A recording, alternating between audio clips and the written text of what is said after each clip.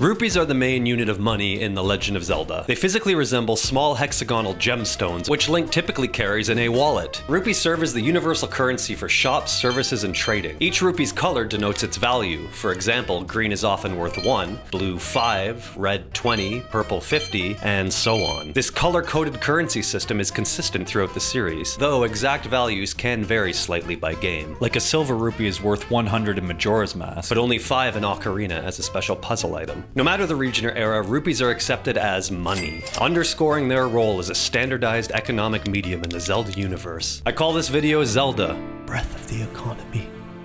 Characters pay Link in rupees for completing tasks, and Link in turn spends rupees to buy items, play minigames, or even pay tolls. In Ocarina of Time, for example, Link needs rupees to buy his first shield in Kokiri Village. By contrast, in Breath of the Wild, rupees are crucial for buying armor, ingredients, house materials, and funding side quests. The importance of rupees is even reflected in gameplay mechanics like wallet upgrades. In Ocarina, the initial wallet holds a maximum of 99 rupees, but collecting gold Skulltula tokens earns bigger wallets. Many later games similarly gate how many rupees Link can carry until he obtains larger wallets, emphasizing that accumulating wealth is part of his progress. In short, rupees are firmly established as the lifeblood of Hyrule's economy, a measure of wealth and a means to obtain almost anything that our hero might need. Okay, cool. So, what exactly is a rupee? In Universe, rupees are consistently depicted as radiant gemstones, precious stones that happen to be used as money. But I went straight to the original source for an answer. The original Legend of Zelda. The game's manual describes them as gems called rubies, a likely origin of the term rupee. In fact, the word rupee in Zelda is thought to derive from ruby, and early translations of the game sometimes mistakenly call them rubies or rupees. Visually, each rupee is an elongated hexagonal crystal, often faceted like a cut gemstone. I also noticed that each rupee's color correlates to real-world gems, because I am a detective. For example, green rupees resemble emeralds, blue rupees look like sapphires, and red rupees are essentially rubies. So, maybe Hyrule's currency might literally be mined or manufactured gemstones. And there's further proof of this. In Skyward Sword, this mole bear rat kinda looks like Danny DeVito's penguin.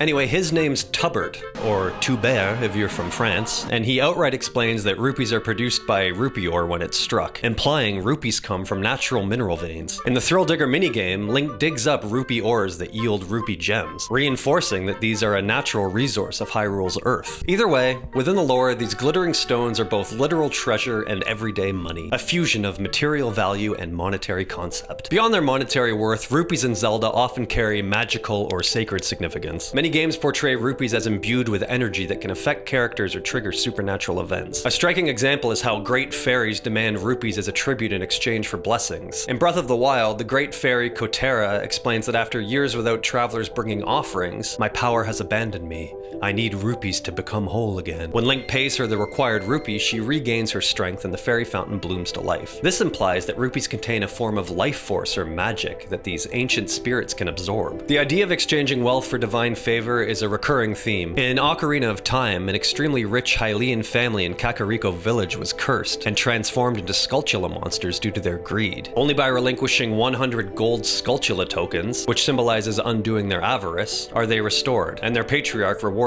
Link with a huge rupee as a gesture of thanks. The moral here is clear. Wealth can corrupt, but generosity can break curses. Rupees even substitute for magical energy in some gameplay mechanics. For instance, Twilight Princess features a magic armor that provides invincibility at the cost of continuously draining Link's rupees. In other words, money literally converts into protective power. See the O.J. Simpson case for more on that. Or literally any celebrity that's ever committed a crime. Sons of bitches.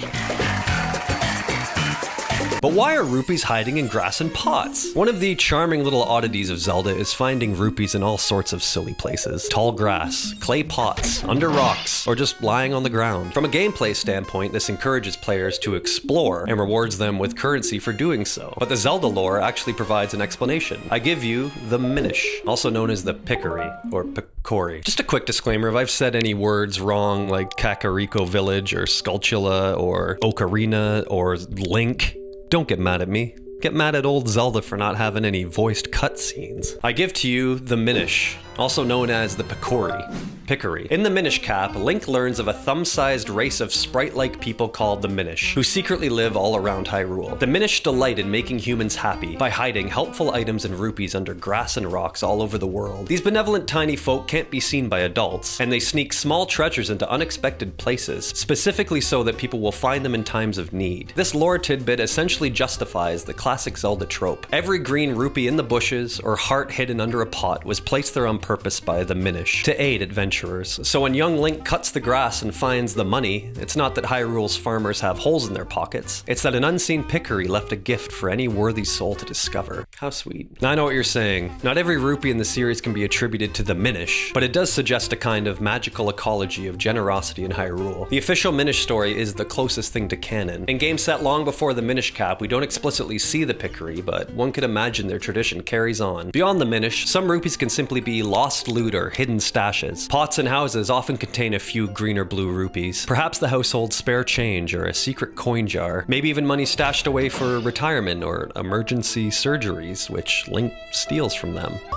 However you slice it, the abundance of rupees in seemingly odd locations is both a game design tradition and, thanks to the Picori, an integrated part of Zelda's mythos about kindness. And then there's Zelda 2, The Adventure of Link. This game has no money. The presence of a universal currency in Hyrule hints at a fairly organized economy and culture of money. We see shops selling everything from potions to shields for set prices, and we meet characters scrounging for cash or bragging about wealth. In Breath of the Wild, Tom Nook over here charges Link 3,000 rupees plus wood to build him a house, which feels like an in-world real estate transaction. In Twilight Princess, donation side quests involve Link contributing large sums of rupees to repair a bridge. When enough rupees are pooled, the bridge gets fixed and the prices in Castletown drop. This is basically a model of community crowdfunding and economic inflation and deflation. These touches show that Hyrule's inhabitants understand the value of a rupee. They pay for infrastructure, drive commerce, and can even be used charitably. Culturally, rupees signify wealth and prosperity in Hyrule. In Wind Waker, Maggie's father goes from poor to rich, and turns into a bit of a sumbitch in the process, indicating how rupee wealth affects status. And who can forget Tingle, the middle-aged man in a skin-tight green onesie, who claims to be a fairy and extorts children for map services. Tingle's rupee love shows that in Hyrule, as in our world, money can be an object of fixation.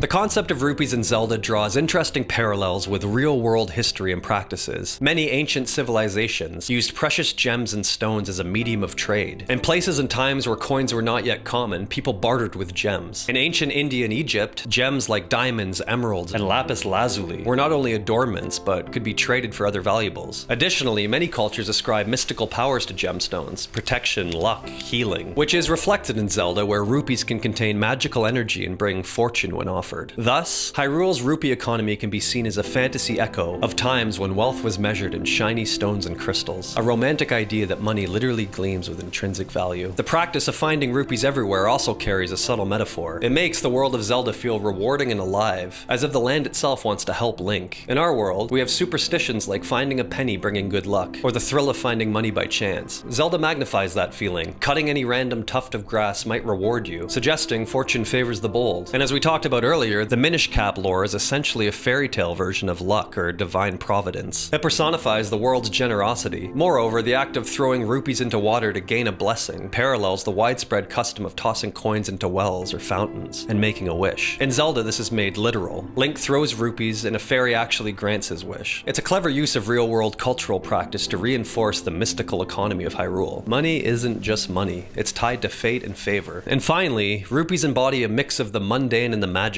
which is at the heart of Zelda's appeal. This dual identity is reflected in the in-game descriptions of rupees. In Breath of the Wild, picking up a rupee yields flavor text like, "A red rupee, its red luster tickles your heartstrings," or "A gold rupee, its shine illuminates your soul." The game literally ties emotional or spiritual reactions to these pieces of money. It's a very poetic way of saying that wealth in Hyrule can bring happiness or light, at least in the moment of finding it. In a broader sense, rupees act as a storytelling device. They incentivize Link's exploration, mark his progress, and sometimes test his character. Will you give 3,000 rupees to help a village? Will you donate 50 to a beggar? Are you going to spend your last 100 on a potion, or are you going to save it? They may just be colorful gems, but rupees quietly connect to many themes: generosity, greed, reward, and resourcefulness throughout the Zelda series. So, what is a rupee really? It turns out to be many things at once. A sparkling gem, a coin of the realm, a gift from tiny forest sprites, a source of magical power, a token of favor, and an object of desire. They bring a sense of wonder to Hyrule. Whether Link is scrabbling under pots for loose green rupees, or handing over a golden rupee to a great fairy, the question of rupees invites us to consider the interplay of wealth and wisdom in his adventures. These little jewels teach players that true wealth in Zelda isn't just counted in your wallet. It's also measured by what you do with it, be it helping a kingdom or unlocking the secrets of a fairy fountain, one rupee at a time.